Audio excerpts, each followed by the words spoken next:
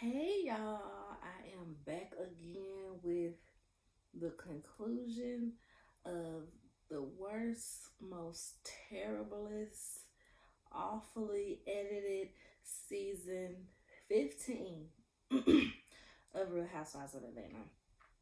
Y'all, this season was so underwhelming.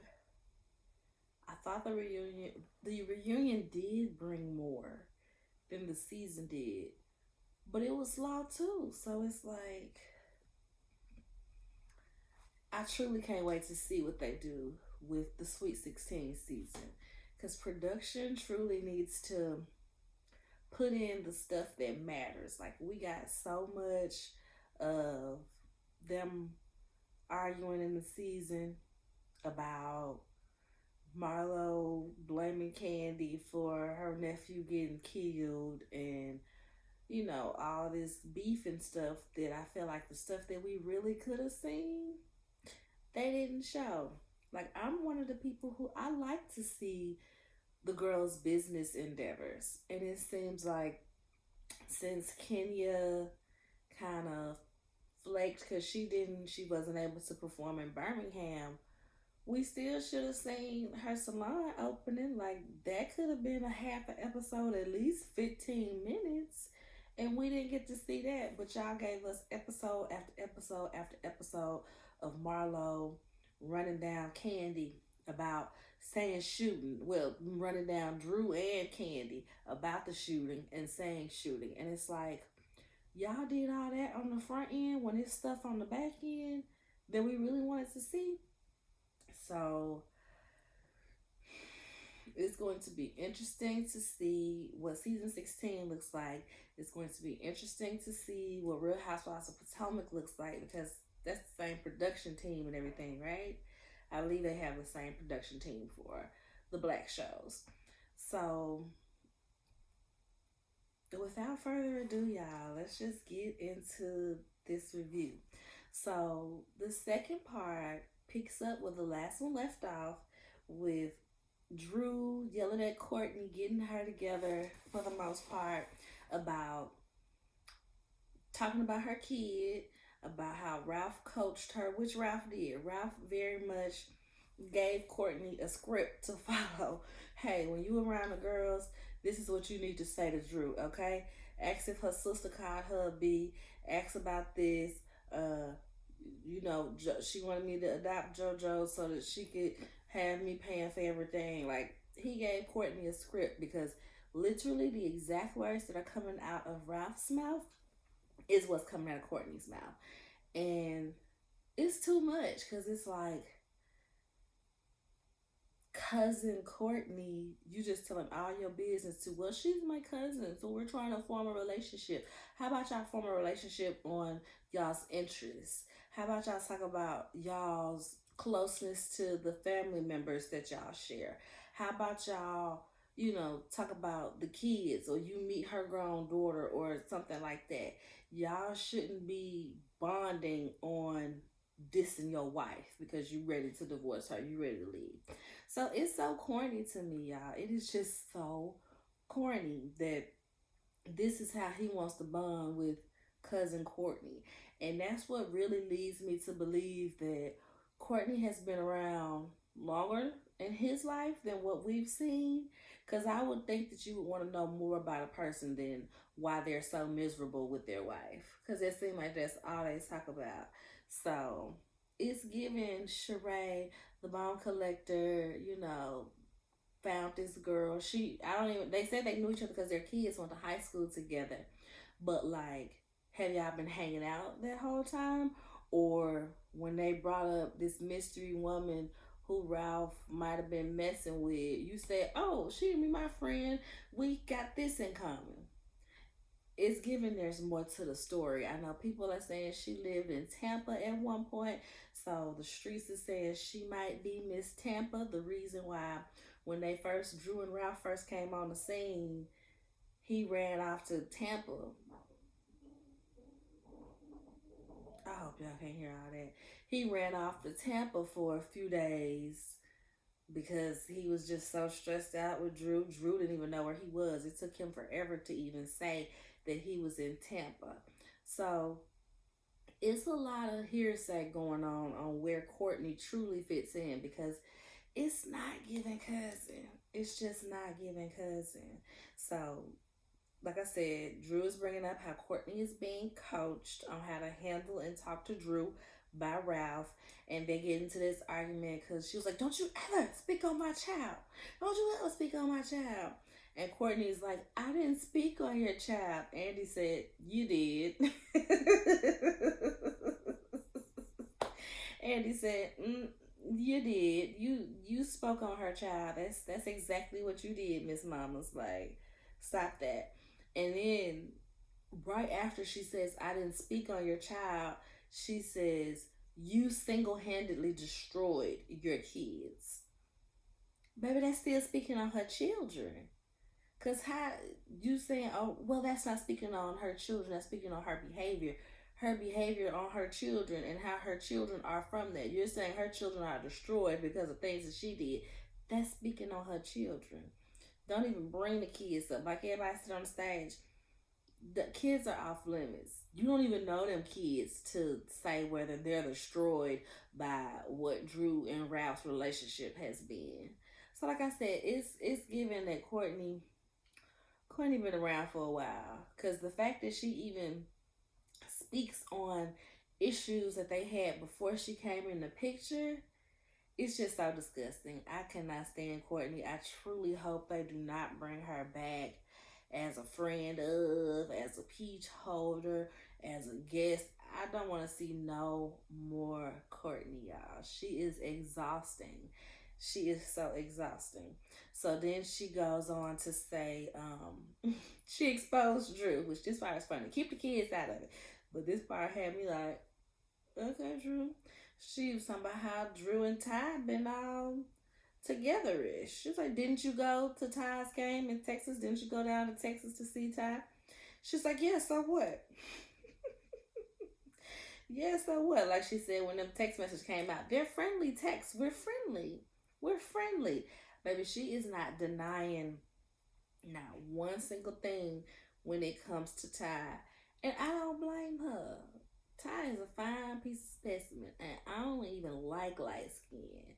But Ty is a beautiful woman, so I can see, and she exudes BDE.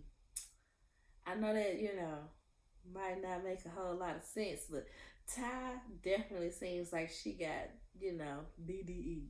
So I can see why Drew is so smitten with this lady, and she ain't denying one bit. Yeah, we be texting. Yeah, the texts are friendly, and yeah. This is when Sheree pulls out the text, so they send Courtney and Mayetta on, and they ask the girls about, so what do you guys know about Drew and Ty? Anybody, got anything to add? And Sheree's like, "Oh, I hate to be, I don't want to insert myself in their marriage, but somebody dropped these off in my house." One, Sheree, what you mean you didn't see who dropped something off to your house? They were like, "Isn't the chateau gated? Like, how can somebody get to your house if you don't know who it was?" How they dropping something off? Did they drop it off in your mailbox? Did they knock on your door and hand it to you? Like, they just gave us so little information about these printed out text messages being dropped off to her house. And the text messages in general, y'all. So she pulls out the text. Like I said, she claims she don't know who dropped it off. They didn't give us no deets. And which I saw Candy speak on it, and she said they cut that out. She said because they went to reading some of the text messages and everything. Because that's what I'm like, what do the texts say? Because they passed them around. Because Andy was like, "Oh, this is some pretty crazy stuff." And Kenya's like, "Is there some pictures of a kitty cat? What we see?" He hands them over to Kenya. Kenya keeps a couple pages, hands the other pages to Candy. Kenya's looking at the pages. She's like, "Well, there's nothing incriminating here." Candy said, "It's not?" And Kenya said, "Well, I ain't see those yet." They should have let Candy read. They should have played whatever Candy read or whatever Candy saw on her page. They didn't say, like, who is the blue bubble? Who is the gray bubble? Like, we need to get to the bottom of this. who was the sender of the text? Like, whose phone did these texts come off of? Because if it came off of Drew's phone, where she's the sender and Ty is replying, it could have been Ralph that got these text messages. It could have been the assistant, because they said how they got to that later. But apparently the assistant was running his mouth, so it could have been Ralph or the assistant. And then on the flip side, if the sender was Ty and Drew was responding, then it's clearly Mimi. Mimi found a way to get them texts, sent them on over to the chateau so she could present this piece of evidence. They didn't give us none of that, y'all. So that perturbed me. Because it's like, even with this reunion, y'all not playing the stuff that matters. If we gonna have a half an episode about Drew and Ralph of the reunion, really get into it. Really get into it. Don't give us the little lame parts of the reunion. Like, truly get into it. So next they break for lunch, and we see Marlo go over to Sheree's dressing room, and they talking about the She Buy news. She's like, girl, I need to subscribe, girl. I need this. I need to subscribe to She News and this, that, and the third. And I'm like, she's like, oh, girl, yeah, Candy hate me. Candy hate me. If it wasn't for her always talking about me on her show, then I wouldn't have done this. But she always talking about me, so why can't I talk about her? Which I feel like is very much a lame excuse, because Candy talks about what happens on the show. And yeah, I know that could still be an issue because the girls feel like she might be doing too much, just like the Married to Medicine girls felt like Heavenly was doing too much with her after show where she dug into the episode. I felt like she was doing too much. And I can see that in a sense, but it's like, Sheree, you and Marlo, the two of y'all sitting here, y'all started this with Candy. Y'all started this one last season when y'all was calling her, you know, a freak, and she done slept with everybody, and Sheree was in there, facts, she's a terrible mom, and all of this. Y'all started this with her, so why would y'all think that she wouldn't come with whatever ammunition that she has if y'all literally started this beef with her for nothing, for an alliance? Which was weird to me, because it's like, Sheree and Marlo, y'all ain't even like each other. We remember in Africa. We remember that. But now y'all the best of buds to team up and try to take Candy down. It's so lame. And the fact that it's coming from the two ladies to seem to have not much business sense, not much storyline, you know, it's just like, figures, you know, figures. So then next, while they on the break, we see Ralph getting his beard touched up, getting his beard blackened in. You know, I was like, ooh, why you let them show that? They was spray painting in his beard, you know. I guess his beard a little patchy. They was spray painting that in, and he was getting a haircut. And Courtney comes in and hugs him so gingerly, y'all. I'm like, this is not how you hug a cousin. I don't hug my cousins gingerly like that. Like, I really don't. I really don't. And then Allison is walking by, stalking by something. Allison sees them. And I can't tell if she's coming into the room or if she's just trying to stand in the hallway to see what's about to happen. But Courtney turns around to close the door. Allison's like, don't you close that door in my face. Don't you close that door in my face. Y'all, this was so funny because where did Allison come from? Like, was Drew's dressing room right across the hall, or she just knew what was happening, so she made herself, you know, present to take the tea back to Drew? It was just such a random scene. And Courtney did not shut that door in that girl's face, but I think like one of the assistants or whatever, whoever it was, somebody else in the room came up and closed the door. Like, girl, we are not about to do this, okay? You going about your way. We up in here. We closing this door. So one of the Ralph's producers or assistants or stylists or whatever ends up closing the door on Allison. And so that was pretty much all we saw on the break. So once we get back from the break, they basically pay the sex package. So they talking about how somebody done ate booty, and they talk about Candy's Peach Buzz toy and the party and all that. So when they play the package, they're like, they just start harping on Kenya eating booty, and she was like, "Yeah, I've done it before. Hasn't everybody?" No, girl, everybody hasn't. And then they pan over to Candy, like, "Candy, what's the freakiest thing you've done?" And she looking like, "Nah, y'all just get on me. Haven't you guys been in my sex life enough? My goodness." And Kenya starts asking her questions like, "Have you ever had an orgy?" Candy's like, "No." "Well, what do you define an orgy?" "I'm just playing, I'm just playing, I'm just playing." And Andy was like, "No, an orgy is four or more." Candy's like, well, yeah, I've had an orgy." And they asking questions like, "Girl, how did that work? What did you tap in, tap out?" Like, I wanted to know the dynamics of this orgy. Was it couple on couple? Was it you and Todd and two other girls? Like, I'm nosy. You can't half answer a question like that, because the people are gonna want to know the true answer, the deeper answer to that question. So anyway, they move over to Sonya and they talk about how, she miscarried and everything. And y'all, I still find it odd. I still find it odd that her doctor, Dr. Jackie, nonetheless, like, found it okay for her to travel and do all of this without having the DNC first. Not saying that I'm some expert on miscarriages or anything, but after the couple that I've had, and after the first one, you know that it's expelling out your body. Like, you know that something's coming out. Everything might not come out, so that's what they go with the DNC to suck everything out, make sure the whole sac is out, everything, every remnant of the pregnancy is out, so you don't get an infection. But something is going to expel out of your body.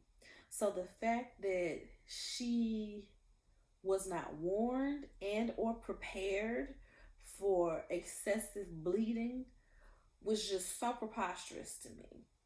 It was just so crazy to me, y'all. But that's neither here nor there. It happened. It was traumatic for her. She was in New York. Ralph was not there. She ends up texting the girls, "Y'all, I had a miscarriage, this, that, and the third."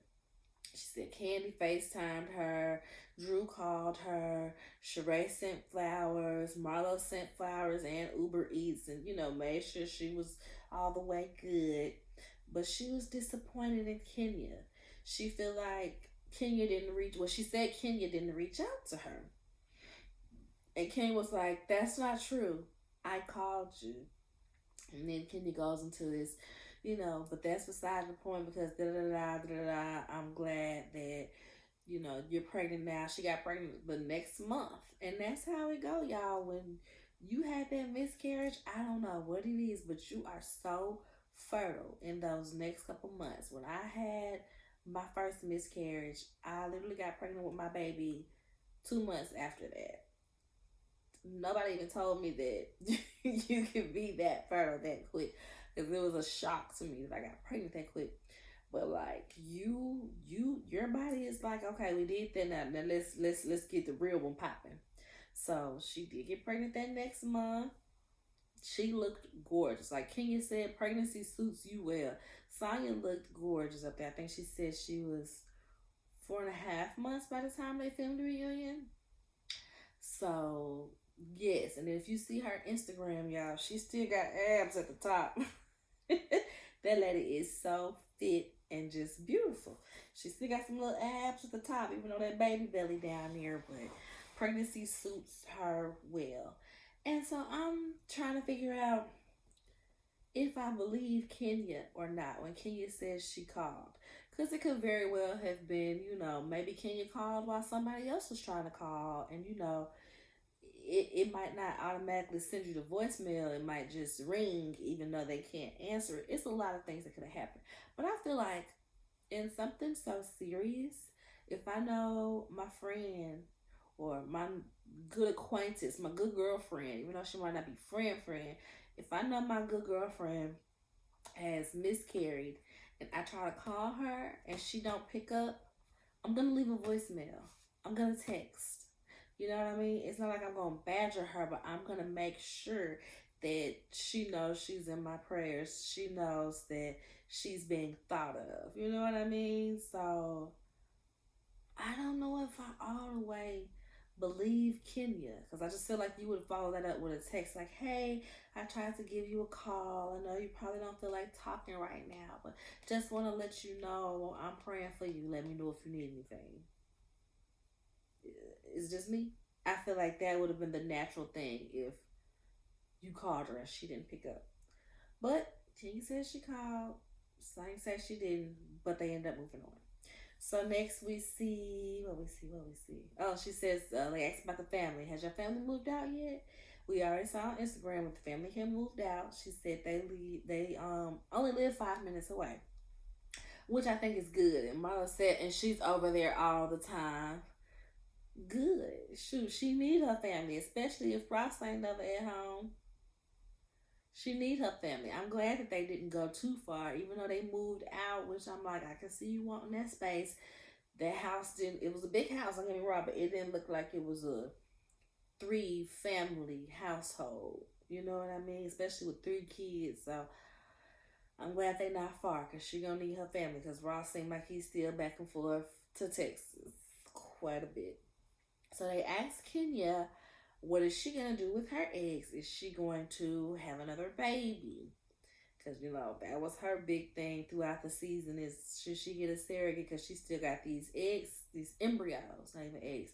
She got these embryos in the freezer being stored, but they're fertilized with Mark's sperm, so Mark would technically be the daddy. So everybody was just kind of telling her like, I don't know if that's a good idea, girl. Like he already holding up this divorce with everything in him. Why would you add another piece on there for him to, you know what I mean? Be like, well, this, well, that, well, she can't do this. It was just, I understand the fact that, you worked hard to get those eggs. The IVF process, it looks completely exhausting to have to give yourself shots every day for weeks at a time and then go through the process of egg collection, and then if you don't have enough eggs you got to redo the process. So I understood it on that front where it's like I worked hard to get these eggs, I'm gonna use them, but they fertilized by food. So do you really want to put yourself through that? Apparently she doesn't, and she plans on adopting a 3 or 4 year old in the future. All right, Kenya, we can. All right, cool. So next, like I said, well, we spent so much time on the beginning of the season. Marlo is mad about her cousin that worked at Old Lady Gang for a couple of months getting killed and Candy not sending flowers. We don't care. Like Candy said, if you and them flowers you thought you was gonna get because you're using this for a storyline. It's been 2 years. Yes, this shooting may have triggered you because that's what she brought up. Well, why wouldn't that trigger me? Why wouldn't that trigger somebody if their nephew worked at this location and something happened? Well, works at her restaurant and her another one of her restaurants. It wasn't even Old Lady Gang. Another one of her restaurants has a shooting, and that triggers you. It's like, okay, Milo, triggers you that hard. Okay, so Sonya jumps in, and she has just been on up Marlo's butt all season, and it has been exhausting. It has been so exhausting, y'all. So Candy tells Sonya like, why are you talking? We shouldn't be arguing over me and Marlo. We've been arguing all season about Marlo. And that's just like, no, girl, we're not finna do this. Moving on to the main act of this daggone section of the reunion. Ralph and Drew. They didn't even bring the other husbands out. They didn't even bring, what other husbands we got? Well, Ross was probably in Texas, and Todd would have came to the reunion. He always come to the reunions, but they didn't even bring the other husbands out. I guess they said the husbands, they haven't been as involved as past seasons because it's just not as many of them. And I miss those times. I be rewatching, y'all. I know I be rewatching the old season. Right now, I just started season 10. You know, season 9 was You Said That. So Phaedra is gone now and all that. But the husbands used to hang out. I think it was like season 7 or 8, where they had like a little after reunion.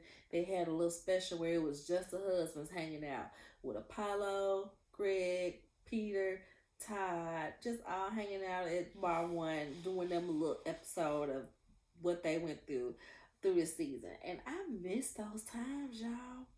I miss the times when all the girls, or at least most of the girls, had them a man back there to be present for them, to, be at the reunion and speak their piece. But those times are no longer. So, like I said, the only husband that was at this reunion was Ralph. So, when Ralph comes out, they don't even dismiss the rest of the girls, which I found kind of odd. It was kind of odd. So they just, got Ralph on one couch, got Drew on the other couch, and somebody brought up this is the first time that the husband has had first seat next to Andy, which it has. So when Ralph comes out, Drew and her props, y'all, she pulls out a peach. Here, give him his peach since he wants one so bad. Here, give him his peach. Now, it was corny, just like her throwing the plum at Courtney, but it was a little bit funny because Ralph does want a peach. Ralph does want to be in the limelight. He so wants Drew's fame. Like I said, even when she was doing the song and they went into the studio with the producer, and the producer told her to sing, he was like, "Oh, you want to hear her sing?" And Ralph jumps on the keyboard to play. We ain't saying nothing about you playing on the keyboard. She could have sang a cappella, buddy. It's like he wants to be there with Drew when she's getting her spotlight, but that's it. So it was a little bit funny when she passed him that peach because he wanted it. He wants that spotlight. So you're talking about how they still live in the same house together, and he's like, "Have y'all told the kids?" And she was like, "Nah, we still ain't told the kids." Which I get, especially if y'all still living in the same house, you don't want to tell the kids nothing too soon, and then y'all end up possibly getting back together, which would be nutty, and I do not recommend. Like, they're from what we've seen of their marriage, it has been toxic since they came on our screen. They need to break up, period, point blank. But no, they have not told the kids. And then he asks, have they both been faithful? He asks, Ralph, have you been faithful? Okay, that's later. And they like, yeah, whatever, he been faithful. But what about Ty? If you've been faithful, Drew, what about Ty? And so it seems like, in the words of Manietta, it's a collusion. Ralph and Mimi are colluding to make sure they get all the business out about Drew and Ty, okay? So that's when Ralph was like, I didn't tell people that about Ty. I didn't spread that around this circle. Your assistant did. And she was like, no, he didn't. He would never do that. And Candy was like, yes, he did. That's who told me. And I feel like somebody else up there said the same thing, that the assistant was telling that she had been with Ty. And my thing is like, Drew, are you that like lax about the people that you hire and have around you, or are you just not? And I hate to say this because I don't know that woman, but are you just not a good person that you make it hard for people to be loyal and faithful to you? Because like I've said many times, Drew feels like the type of person it is hard to be friends with. It just seems like it is just, you make it hard to be down for you, girl. I wholeheartedly feel that way, and I hate to say that because I don't know that woman. I ain't never met that woman a day in my life. But just from what we see on TV, how every assistant that she done had around her done went to tell her business, just for the sake of it? Were you not paying them enough and this was their get back? Were you rude to them and they feel like, well, I got one for you, boo? What is really happening? And just how we see that she has treated Candy about the whole did she kiss the toy situation. You want to call her a liar? That's a candy coated lie. Maybe you fantasized about it because you wanted to see us kiss. Maybe you saw a kiss. Well, you wanted to see a kiss because you wanted to set me up to be a lesbian in this movie. And da da da. Like that's a lot to say about somebody you're supposed to be cool with, just for you to turn around and be like, "We still good, right? We good, right? We good." No, it don't seem like you good with nobody, and that's why you had to bring Allison on because you don't have anybody in your corner. Like, where are your friends outside of the show? Do you have friends outside of the show? I feel like Drew and Sonya came on Real Housewives thinking that these girls were gonna be their friends. I feel like that's what it was. They felt like there was just gonna be this automatic loyalty, and everybody was just gonna be friends. Yeah, we beef for the cameras maybe, but everybody's friends at the end of the day, and that's just not what it is. That is just not what it is, y'all. So it be confusing me on Drew's behavior, but it truly does seem like she makes it hard to be her friend and to be loyal to her and to stand up for Drew for the most part. So, like I said, Candy agreed that it was the assistant, and she don't say nothing about it. She just kind of like, whatever. No, girl, are you gonna fire this assistant? Like, are you gonna reprimand this assistant? Like, why does this keep happening to you? Why does everybody y'all hire around you trying to sleep with your husband, suing you, or telling your business? Like I said, I'm wondering how she truly treats these people for this to be their reaction to her. Like, do you need Allison? Is that why Allison here to come clean shop? Allison need to come clean shop. Past manager need to come and whip everything into line because it's just a mess right now. So they talk about Ralph and the Magic Mike audition, and this is a sign of Ralph gaslighting Drew because he goes, "She made that up. She made that up. I wasn't auditioning for them. I wasn't doing that." And then Candy is like, "Actually, I no, she didn't make that up. Even if you didn't audition, there was some talks, and they showed some unaired footage of Candy in her confessional, where I guess she had said like she knew one of the producers or one of the people over Magic Mike. Is that what it's called?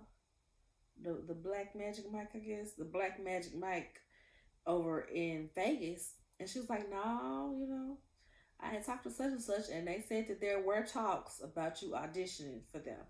So don't try to make it seem like Drew just pulled this out of thin air. She didn't. You was planning on auditioning, or you was talking about it was a possibility for auditioning. So let's go and cut there right, cut it on off, buddy."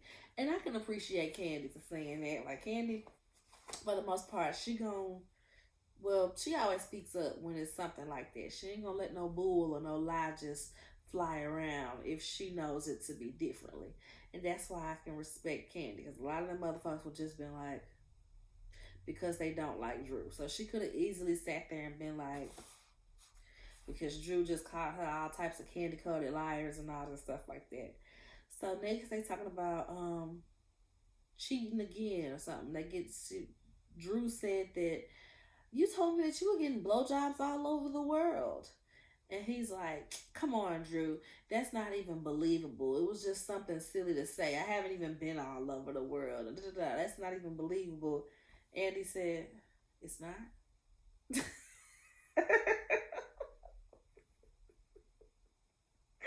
Yeah, Andy be cracking me up. Do he do the white girls like this on the white Real Housewives shows? I really wonder, do he be like shady like this too? Because he had been so freaking shady and it just was hilarious.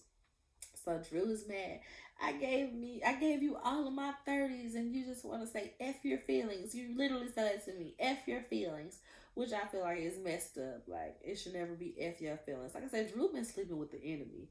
And then somebody brought up how they had got married quick. how they had only been dating for like less than a year when they decided that they wanted to get married, which is this. It's always a bad idea.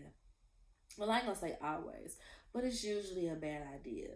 If you know, she was in her like 20s, late 20s, early 30s. That's that don't guarantee that you know who you are well enough to know that you're gonna be growing in the same direction with this person, or to know this person's true intents. You know what I mean? For you to get married within the first year of dating, and you can tell because they do not know each other. They be in counseling, trying to figure each other out. Like they just started dating and they've been married for almost nine years. It's crazy. It's crazy.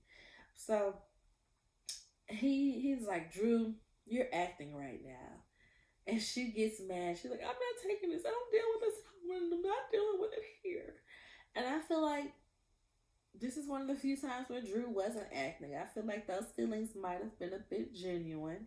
She may have been putting on a little extra sauce, but the fact that Candy called you out on a lie and you admitted that you be saying F her feelings, she has the right to feel away. And I don't think that she was acting in that scenario. I feel like sometimes she definitely is, putting on those acting chops for for a little pizzazz, a little razzle dazzle. I don't think that was one of those times. So backstage, and this is the part that got me, y'all. She's getting her makeup touched up because she's been crying, and her sister says, "Tell them about the PI. Tell them what you found out from the PI." And she's like, "No, I don't want to do that because I don't want that aired on TV. I'm not gonna put that on TV." Basically, she know her kids got to see this stuff, and I'm sitting here like, "Tell us about the PI, girl. What the PI find? Was he sneaking to Courtney's house?" I don't think he was sneaking to Courtney's house because I feel like Allison would have let that go herself if that was the case. But I ain't gonna lie, I am interested to know what the PI found and what all she know from the PI, and why wouldn't that be enough for you to be like, yeah, this relationship is over? Because they're still kind of in limbo, as if they want to see if they can still make it work. And I'm like, ain't no way, buddy. Ain't no way. So next we see back on the couches because I think Sonya went to go check on her, and Manetta was already backstage. Manetta went to go check on her. Nobody else on the stage went to go check on her. But Kenya checks Ralph and it's like, you know, you should. He was like, oh, I always support my wife. I always support her and everything she does. And Kenya's like, that's not true, because if you supported her and she felt strongly about somebody calling her out her name, you would have responded differently. You would have showed more care for her. You wouldn't be teaming up with people that's trying to take her down. And Kenya kind of brings up her own marriage and how, she dealt with the same thing with Mark, about Mark kind of gaslighting her and making her feelings invalid and things of that nature. And Ralph was like, and how long were you married? Which was a dig. It was a dig. But Kenya's points were still valid. Just because her marriage was very short lived and may have been for the wrong reasons, it's like, buddy, that could have been y'all. It seemed like y'all marriage was for the wrong reasons, and it could have been short lived if Drew had a backbone. Sorry, not sorry. So him trying to take that dig at Kenya, it was just kind of like, that's irrelevant in this argument, because what she's saying is factual. You don't support your wife. You are colluding with people that don't want to see the best for her. You are gaslighting her. You literally said F her feelings. You stop going to the counseling when y'all trying to better y'all's marriage. It's like, you don't support her. So like I said, whatever Kenya said, it should have stuck to the wall like cooked spaghetti, because it was valid. So after that, Drew comes back. They reset the stage or whatever. And Drew sings this song. I can't even remember the name of it, y'all. But it's basically like, I should have cheated. You did me wrong. Did you love her? Is she better than me? And Ralph is just sitting there like, and everybody's face is just kind of like, when they flashed everybody's face. Y'all, it was so funny as they was flashing to everybody's face, and when she finishes singing the song, essentially to Ralph, and he looks at Ralph, looks at Drew. Okay. And Candy's like, it's gonna be awkward when they get home. And Candy's like, that was awkward. And Drew's like, yeah, it was kind of awkward. Yeah, that was awkward. And that's how the episode is, y'all, with that awkward performance of Drew singing her song to Ralph. But the good thing about that is I saw on social media where Tamar Braxton, I guess she was watching this reunion and saw Drew singing and was like, somebody put me in touch with Drew Sidora. I want her to open for me at my Atlanta show. And Drew was like, girl, yes, girl. I will absolutely open for you at your Atlanta show. So shout out to Drew for, getting booked on her music and not just these movies, because people been on her head about these movies as far as like, well, you wasn't doing no other movies. But when I looked up her, I think it's IMDb, when I looked it up, she be in movies. I don't know where these movies be going. I don't know if they're like BET or Tubi movies or whatever. But I don't be hearing about these movies. I mean, like, I know she did The Game, of course, back in the day. I know she was on That's So Raven way back in the day. I know she was T-Boz and TLC, which was a stellar performance. I saw the clips of when she was in Step Up recently, because I saw her in the video, and I was like, oh, shit, that is Drew Sidora. I know she was the friend in White Chicks, and I know she did a Lifetime movie with LaToya Luckett. But that was all I really knew. But it's like a bunch of movies in between there, and I don't think they were go to the movies, but they got released somewhere. So I'm wondering where these movies are to be seen. But shout out to Drew for being booked, getting booked, staying booked, I guess. So shout out to everybody. I hope everybody go watch The Pass and watch my review of The Pass on YouTube. It's like a couple videos down from this one. And that was the end of the reunion and the end of the season, y'all. I would give this season, on the generous side, a 4.5/5. It was very lackluster. It had a few moments where it was like, ooh, okay. But it was just like, as a season, as a whole, it just did not hit. I only watched it because I've been watching it for so long that, you might as well keep watching it. Why give up now type deal. But it's very much like, do y'all watch Tyler Perry shows? That's what it is. Like, you kind of hate watch Tyler Perry shows because, like, dang, I started this season. I kind of want to know what happens, but it's just so whack that I barely can finish these episodes. That's how I felt about this season of Real Housewives. So I'm glad it's done. I truly want them to take a reset, a refresh. I want the production crew to get it together, because it seemed like they left so much stuff that could have been more entertaining on the cutting room floor. So they need to get it together for real.